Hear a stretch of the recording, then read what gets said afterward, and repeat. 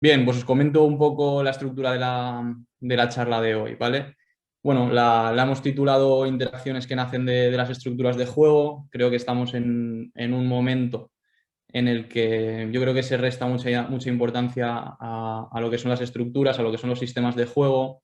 Hay gente que considera que son números de teléfono, que en el momento en el que el balón se mueve, también se mueven con ello los jugadores y las estructuras dejan de tener sentido. Yo, sin embargo, creo que son un marco a partir del cual hay una serie de relaciones que pueden empezar a darse, ¿vale? Eh, He pensado en un sistema que creo que se utiliza poco y que no es frecuente verlo en la alta competición y que así, bueno, pues podemos reflexionar un poquito más, que es el 3-4-1-2 para, bueno, primero ejemplificar bastantes cosas, ¿no? Un sistema ya nos ofrece una serie de situaciones donde a priori, simplemente por la estructuración de los jugadores, por sus ubicaciones, vamos a poder conseguir una serie de ventajas con mayor facilidad, pero también, sin embargo, va a haber otras situaciones, otros espacios o otro tipo de ventajas que va a ser mucho más complicado aprovecharlas precisamente porque esa ubicación no lo va a facilitar, ¿vale? Si os fijáis en este 3-4-1-2, es un sistema de línea impar, de defensa impar, línea de 5, nos permite defender la anchura en nuestra última línea con mucha facilidad, pero la forma de estructurarse de los 5 avanzados, aquí lo vemos, con dos mediocentros, un mediapunta y dos puntas, están todos ellos muy acumulados en lo que es el pasillo central. Por tanto, va a haber espacios que va a ser mucho más complicado ocuparlos. Pues hablamos de espacios, sobre todo este tipo de espacios en pasillo interior. El sistema no nos facilita la ocupación de esos espacios. Entonces, ¿qué hacemos? ¿Debemos modificar la estructura para poder aprovechar esos espacios o desde el propio sistema podemos conseguir que esos espacios sean aprovechados? Bueno, yo creo que el sistema es una referencia, pero que desde ahí le podemos ofrecer distintas funcionalidades. Podemos reajustar la estructura, realizar una serie de movimientos coordinados que nos van a permitir ocupar aquellos espacios que más necesitemos ocupar en función de lo que nos ofrece el rival, y con cada sistema es posible, desde el trabajo y desde el introducir matices, llegar a aprovechar cualquier tipo de ventaja. Ese es un poco el objetivo. Pero desde el punto de partida que hemos comentado, nos ofrece unas cosas por encima de otras. Por tanto, va a haber una serie de ventajas que ya a priori van a darse, ¿vale? Bueno, voy a ejemplificar esto desde lo que es el enfrentamiento de estructuras con un sistema habitual, como podría ser el 4-4-2, aquí lo veis, ¿no? Un 4-4-2 donde, bueno, ¿qué espacios nos puede ofrecer un 4-4-2? Bueno, pues podemos ver, lo voy a dibujar en azul, que creo que va a quedar más claro. Estos costados de los puntas suelen ser espacios que podemos intentar aprovechar en un 4-4-2, a partir de ubicar ahí gente. Luego hay un espacio entre puntas y mediocentros, lo que llamamos la base. Este espacio sería la base, donde, bueno, pues yo creo que es un espacio que si lo conquistamos de frente es muy fácil poder progresar dentro de un 4-4-2, pero que por el trabajo que suelen hacer los puntas y los posibles saltos de los mediocentros no suele ser fácil de conquistar con un jugador de frente. Y luego hay otros espacios que creo que pues son los espacios previos a conseguir una última ventaja, que son los cuadrados, ¿no? Aquí encontramos un primer cuadrado entre laterales, entre lateral extremo, medio centro y central. Hablaríamos en ese caso del cuadrado interior. Hablaríamos también de un cuadrado central entre centrales y mediocentros. Bueno, el bloque defensivo rival, en este caso en un 4-4-2, estos son los espacios que nos ofrece. Y si os fijáis, desde el enfrentamiento de estructuras podemos ver que la base la podemos ocupar fácilmente con dos jugadores, estaría bien ocupada, que los costados los podemos ocupar lateralizando a un mediocentro con cierta facilidad o ganando altura con uno de los brazos, de los centrales de fuera, pero que los cuadrados ya empieza a ser mucho más complicado ocuparlos. ¿Por qué? Porque no disponemos ni de dos mediapuntas ni de interiores que estiren, ni de extremos que se puedan meter por dentro para ocupar los cuadrados interiores. Es el espacio que este sistema no nos permite aprovechar a priori, ¿no? Hay otro espacio, que es este cuadrado central, que sí que nos permite aprovechar con mayor facilidad, por la presencia de este media punta y porque al disponer de 2 puntas contra defensas de 4 podemos fijar muy fácil a los centrales y que sea muy difícil saltar a este media punta. Podemos pensar en distintas ideas para precisamente pues, ocupar esos cuadrados interiores y es lo que vamos a ver durante la charla. Una opción, ¿cuál sería? Pues precisamente que este media punta que está viviendo en el cuadrado central aparezca en el cuadrado interior cuando lo solicite la jugada, ¿no?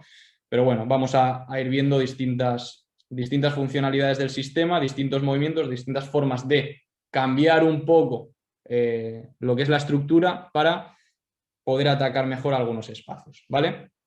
Os voy a poner algunos ejemplos. Vamos a verlos tanto aquí desde la aplicación de Vcoach como la opción de verlo también en imagen. Hay una cosa que realiza el Inter con cierta frecuencia. El Inter suele jugar 3-5-2, pero el año pasado, cuando ficharon a Eriksen, empezaron a jugar 3-4-1-2 precisamente porque Eriksen es un perfil muy claro de media punta. Pues bueno, ese cuadrado interior que hemos visto, una forma de ocupar lo que ellos tenían era la de intentar poner al primer punta, como veis aquí, fijando al primer central, un punta que solía ser Lukaku, lo buscaba más por el lado de Lukaku que por el lado de Lautaro, porque las capacidades de los jugadores al final nos tienen que marcar mucho eso. Y después de filtrar este tipo de pase al punta, el carrilero lo que hacía era aparecer por dentro para ocupar el cuadrado ya de frente. Al final conseguían una recepción aquí del carrilero por dentro que generalmente estaba liberado. ¿Por qué? Porque es muy difícil que después de un pase de progresión aquí, ante este tipo de movimiento, la respuesta del central sea la de venir aquí por dentro a cerrar con el carrilero, porque empezaría a defender como superado, le habría superado el balón. ¿Qué pasa con los laterales generalmente? Que su referencia suele ser la de la línea defensiva. Entonces, cuando aparece por dentro el carrilero, ellos suelen retornar a la línea defensiva y no defender a este tercer hombre que cambia de eje para aparecer a la cara de la descarga, ¿vale? Entonces, es una acción que ellos buscaban con cierta frecuencia y que conseguían poner de frente aquí al carrilero con mucha facilidad, sin un lateral que le persiguiese y con un primer central fijado que difícilmente le podía saltar. ¿Quién le podía saltar en este caso? En un 4-4-2, por ejemplo. El primer mediocentro sería la mejor opción, pero el perfil te permite precisamente relacionarte con el mediapunta y conquistar el cuadrado central que, pues evidentemente, nos puede acercar mucho más al gol.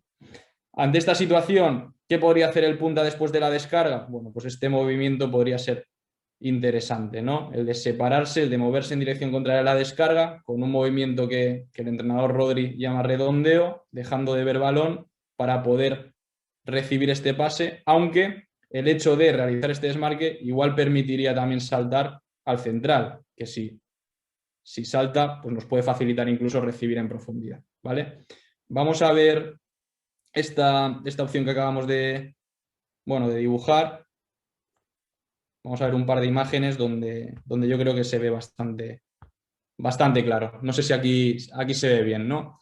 Aquí lo que había hecho el Inter era lateralizar un poquito al mediocentro, este creo que es Gagliardini, lo vemos aquí un poco fuera, y cómo aparece Lautaro por delante del primer central para, después de recibir la descarga, que en este caso es Ashley Young, que encima jugaba a pie cambiado, apareciese aquí por dentro y consiguiese una recepción de frente en este cuadrado. Era una forma de ocupar un espacio que a priori el sistema no nos lo ofrece, pero que si le damos una vuelta, pues podemos encontrar una solución, ¿vale? Voy a mostraros otro ejemplo que yo creo que es mucho más claro. ¿Por qué? Porque aquí sí que tenemos a un punta del perfil de Lukaku ya pivotando antes de pase. Fijaos cómo abre los brazos para evitar la anticipación y el movimiento que hemos visto otra vez de Ashley Young, ¿vale? Lo hacía más por el lado de Ashley Young por lo que hemos hablado, ¿no? Es un jugador que juega a pie cambiado y que esta recepción, pues evidentemente hacía mucho más daño al ser diestro que lo que podía pasar por el lado contrario con un diestro a pie natural. Y si os fijáis, Aquí el lateral ya está escalonado, vemos que es una línea de 5 la de la Lazio. El lateral ya está escalonado, pero es muy complicado que siga esta línea, ¿no? Que siga por dentro al carrilero para defender al tercer hombre. ¿Qué suelen hacer? Retornar a la línea defensiva, ¿vale? Entonces, pues bueno, una posible solución que podemos encontrar para ocupar el cuadrado interior en un 3-4-1-2 que a priori no nos lo ofrece, ¿vale? Vamos a ver otra situación, otra forma de evolucionar dentro de este 3-4-1-2, algo que también hacía el Inter con cierta frecuencia, una rotación de este triángulo, digamos. Cuando Balón lo tenía al brazo y jugaba con el eje, tenían cierta tendencia precisamente a que el primer mediocentro se lateralizase aquí, que permitiese con ello que este jugador, el brazo, ganase altura y que a partir de ganar altura también el carrilero la ganase. A priori vuelven a estar ubicados de la misma manera, ¿no? Lo único que con gente un poco, bueno, dos jugadores por fuera aquí en este caso, ¿no? ¿Qué solía pasar también? Vamos a dibujarlo en rojo, que el hecho de que el brazo ganase tanta altura permitía precisamente al carrilero ubicarse por dentro en este cuadrado interior, ¿vale? Aquí lo vemos. Podía ubicarse en este cuadrado y donde a priori el sistema no lo amenazaba, pues después de esa rotación de lateralizar al medio centro, de estirar al brazo y de meter por dentro al carrilero, ya lo estaban amenazando, ¿vale? Si os fijáis también en lo que hacen los avanzados, este tipo de rotaciones implica la necesidad de equilibrar la estructura de alguna manera, ¿no? ¿Qué hacían ellos? Bueno, pues el mediapunta descendía a la base para poder, en este caso, pues, estar ubicado casi como medio centro y el punta opuesto se solía volcar un poco, ¿vale? De modo que acababa más o menos tal que así, ¿no? Esta opción y este jugador estirado o por dentro. Luego también tenemos que tener en cuenta a la hora de fijar lo que suponen los movimientos, ¿no? Aquí el carrilero está dentro del campo visual del extremo y el hecho de que estire suele provocar, al ser visible, que el extremo le siga. En este caso, facilitamos mucho la recepción, en este caso, del brazo estirado. Y a partir de aquí, ya como poseedor, pues sí que podía venir por dentro si después de ser poseedor provocábamos el salto del extremo, ¿vale? Vamos a volver a ver una imagen que lo representa, que puede ser bastante clara. Aquí lo veis, ¿no? El movimiento de Varela lateralizándose aquí en línea de 3, cómo Skriniar estiraba casi como carrilero y cómo Candreva aparecía por dentro. Y luego también lo seguimos viendo.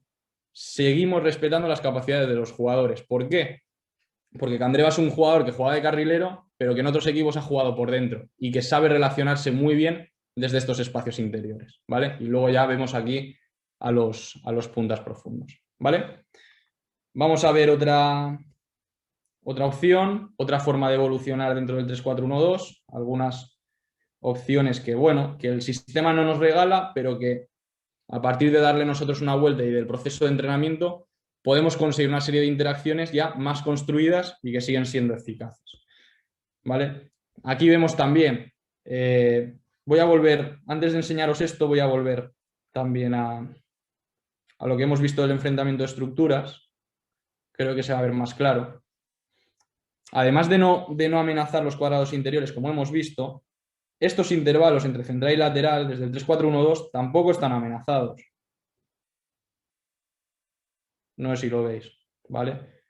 ¿Por qué? Porque no hay nadie desde segunda línea que desde vivir en el cuadrado pueda romper a estos espacios. Al final, los espacios, los intervalos entre central y lateral, solo los pueden atacar los puntas en este sistema de juego, ¿vale?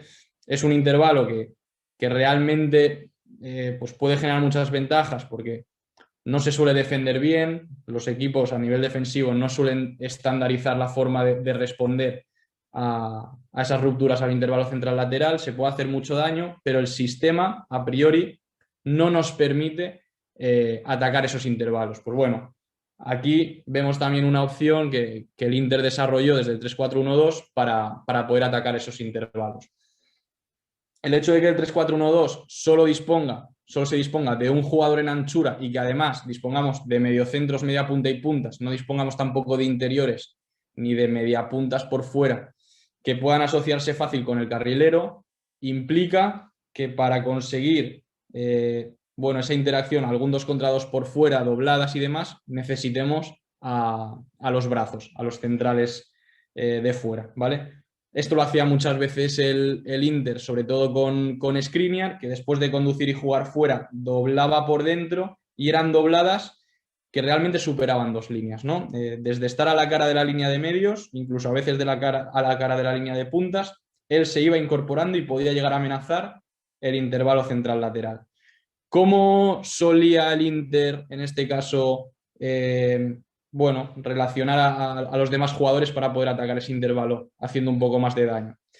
Bueno, la opción más fácil en función del salto de este jugador, si este salto del lateral cierra mucho dentro, pues evidentemente el pase cabría por fuera directamente y no necesitaríamos de un tercer hombre para poder encontrar ese pase. Pero lo normal es que este salto sea tapando un poco la progresión. ¿Por qué?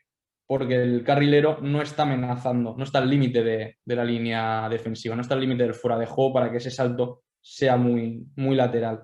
Al estar entre extremo y lateral, generalmente el salto es un poco más diagonal y tapa bien la progresión, ¿vale?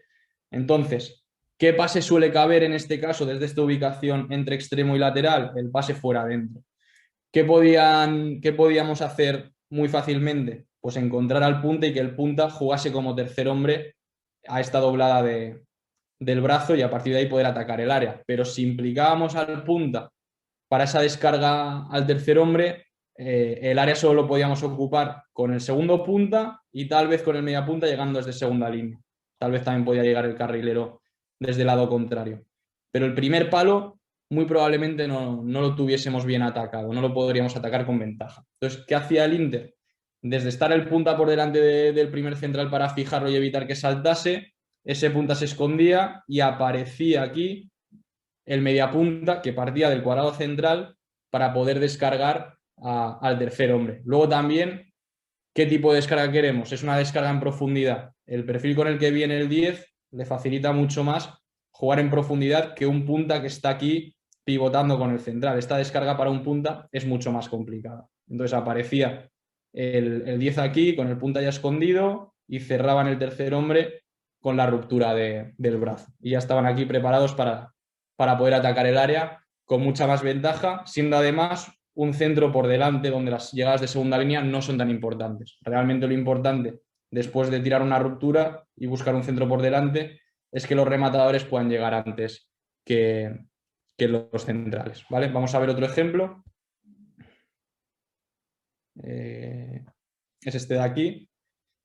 Y como veis, no solo es importante la movilidad que tenemos para buscar este tipo de rupturas, también es importante cómo compensamos por detrás, porque el brazo que partía de la primera línea de construcción acaba atacando la línea defensiva, acaba atacando la última línea rival. Por tanto, tenemos que compensar la estructura por detrás para poder equilibrarnos de cara a la pérdida. Y ahí veis cómo el apoyo de Eriksen, por su perfil, le permite jugar esa descarga en progresión y además el área podía estar bien ocupada, ¿vale? Como veis en el caso. Luego, además, hay algo importante dentro de los pases fuera adentro y es que giran rivales. Si os fijáis, este pase de Mousis a Eriksen gira a uno y a dos rivales y el hecho de que pongan el foco en balón facilita mucho que la ruptura de Skriniar no sea perseguida. Por tanto, se queda totalmente solo, ¿vale? Vamos a ver alguna opción más. Disculpad. No sé cómo voy de tiempo, pero bueno, yo Pues preparo contenido un así par de cuando minutos, Enric, ¿vale? un par de minutos, pues bueno, vemos un poco el tema de las rupturas de segunda línea, ¿vale? Muchas veces cuando trabajamos con dos puntas, pues bueno, la ubicación de esos dos puntas depende muy mucho de las relaciones cercanas. Si os fijáis aquí, el hecho de que haya un media punta, la llegada de segunda línea va a ser por dentro, va a ser en el intervalo central-central. Por tanto, nos puede interesar jugar con los puntas separados. Si, por ejemplo, metemos voy a quitar esta flecha.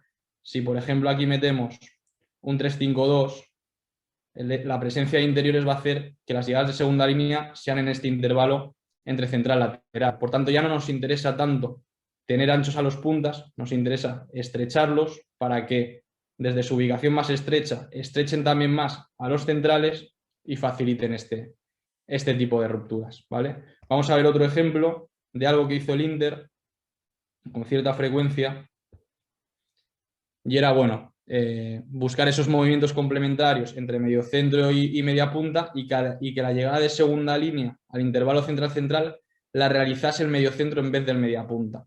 A priori podemos pensar bueno, que es más fácil de defender, pero yo considero que este tipo de rupturas que superan 2 líneas muchas veces no son perseguidas por la primera línea y son muy difíciles de detectar para la segunda línea, para la línea defensiva. Entonces, muchas veces estos jugadores que llegan desde tan atrás llegan con más ventaja que el jugador que viene aquí, que ya está ubicado de modo que los dos mediocentros, no lo pueden detectar y no lo pueden seguir, y eso implica que los centrales estén ya más predispuestos a este tipo de rupturas seguirlas, ¿no? Entonces, esto lo hacían alguna vez. Combinaban el apoyo del mediapunta con la ruptura desde, podríamos decir, tercera línea del mediocentro. Vamos a ver una imagen al respecto, ¿vale? Creo que es esta de aquí, ¿vale?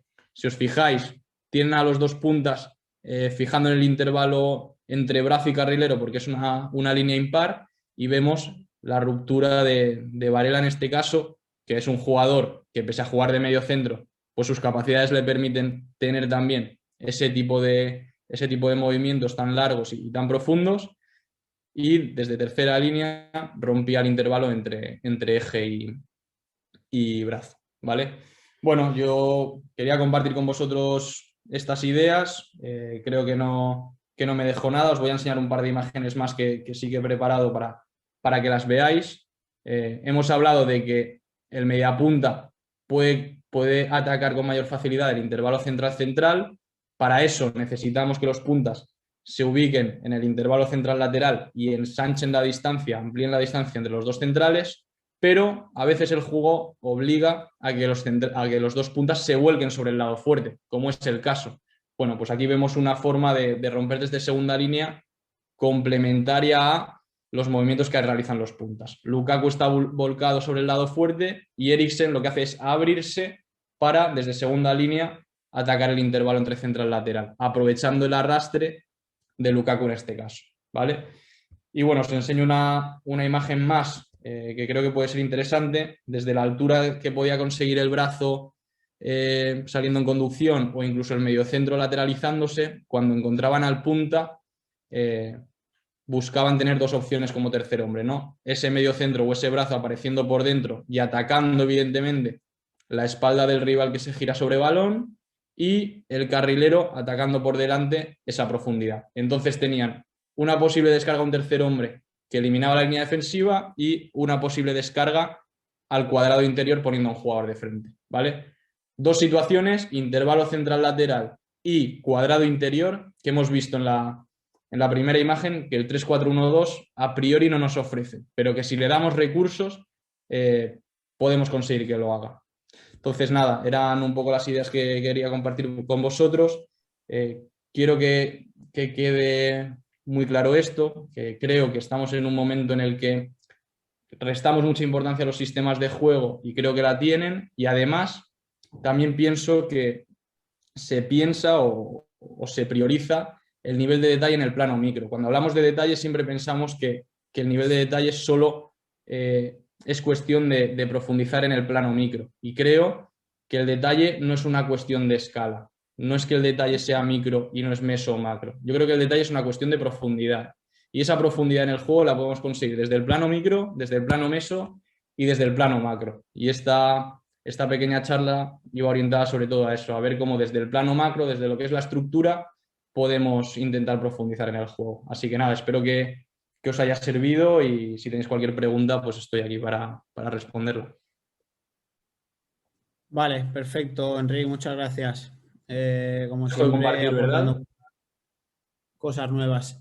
Un segundo, porque te voy a hacer una pregunta bueno, puedes usar la pizarra también, lo más rápido que puedas para que no se nos juegue mucho tiempo, pero como estamos viendo últimamente que muchos equipos están volviendo al 1-4-4-2 y el bloque alto también está siendo un recurso muy utilizado porque casi todos los equipos intentan proponer hoy en día, no sé, algunos recursos que pueda tener un equipo que quiera salir en corto desde portero contra equipos de estructura o sistema 1-4-4-2 que presionan alto. Bueno, pues te lo dibujo desde aquí, ¿vale? Vamos a utilizar el mismo sistema porque yo creo que los conceptos... La final de la Supercopa, ¿no? Del Bilbao contra el Barça, que no sé si fue la final de la Supercopa o en la Copa del Rey, no me acuerdo ya. Pero eso, que le costó mucho salir al Barça, se veía que el Bilbao con ese sistema estaba cómodo. No sé qué recursos, por ejemplo, ahí podría haber tenido el Barcelona. Vale, a ver, te cuento, pero me lo voy a imaginar porque es un partido que no vi. Al final, cuando estamos en competición, yo no solo veo fútbol de la competición en la que estamos. De hecho, todo esto que hemos visto del Inter fue aprovechando el confinamiento que podíamos ver un poco más allá, ¿vale? Pero bueno, imagino que desde el 4-4-2 las opciones, sabiendo un poco lo que hace Marcelino, imagino que irían por aquí, ¿vale? Respecto al 4-4-2, el hecho de buscar esa presión alta, ¿qué puede generar? Pues ampliar ese espacio de base que hemos dicho entre puntas y mediocentros, o si los mediocentros van adelante, ampliar los cuadrados, ¿no? Ese espacio entre líneas, ¿vale? Entonces, ¿qué suelen hacer los equipos para intentar equilibrar un poquito más tanto la base como los cuadrados que liberan? Suelen apretar en rombo, ¿no? Cierran un poquito a los extremos, le dan altura a uno de los mediocentros y se queda otro de los mediocentros por detrás, ¿vale? Ante este tipo de situaciones suele ser muy complicado para los mediocentros el defender los dos cuadrados que tienen a sus costados. Por lo tanto, un recurso fundamental yo creo que tiene que ver con cargar la base, al menos con dos jugadores, que haya apoyos fuertes de los mediocentros que impliquen que esta segunda línea pueda venir más en presión, o si se queda podamos incluso ponernos de frente con los jugadores de la base, y a partir de ahí también amenazar los dos cuadrados. Yo creo que aquí desde el 3-4-1-2 podría ser interesante aprovechar la fijación del primer punta para sacar mucho del pasillo central al primer media punta y provocar seguramente al estar 1-1 el mediocentro con el media punta. Yo creo que esta movilización la generaríamos casi siempre, y este tipo de apoyo del segundo punta para buscar cruzado, ¿vale? A partir de ahí, ¿qué suele pasar también? Que si estos dos mediocentros están muy cerca, hay un concepto que a mí me gusta mucho, yo le llamo atacar sombra, ¿no? Que es que cuando vienen en presión los puntas, que los mediocentros les sigan, les persigan, y en el último momento, en función de qué tipo de salto tiene el punta, den la línea de pase por el lado contrario. ¿Por qué perseguirlos? Porque al perseguirlos aquí es muy difícil que también te persiga la siguiente línea de presión. Entonces, sueles separarte mucho de la siguiente línea de presión, y luego aquí es una cuestión de trigonometría. Yo es que al final a Pitágoras lo he tenido muchos años detrás, desde los estudios también universitarios y demás. Entonces me viene a la cabeza fácil.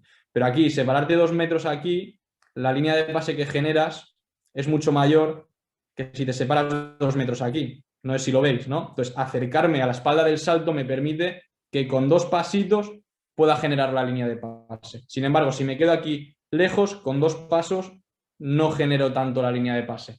Le permito más al primer defensor interceptar el pase. Entonces, ante presiones altas también puede ser interesante perseguir los saltos de los primeros puntas y separarme para, a partir de atacar su sombra, ponerme de frente. Y si consigo ponerme de frente en la base, ya los espacios va a ser mucho más fácil encontrarlos. ¿Por qué?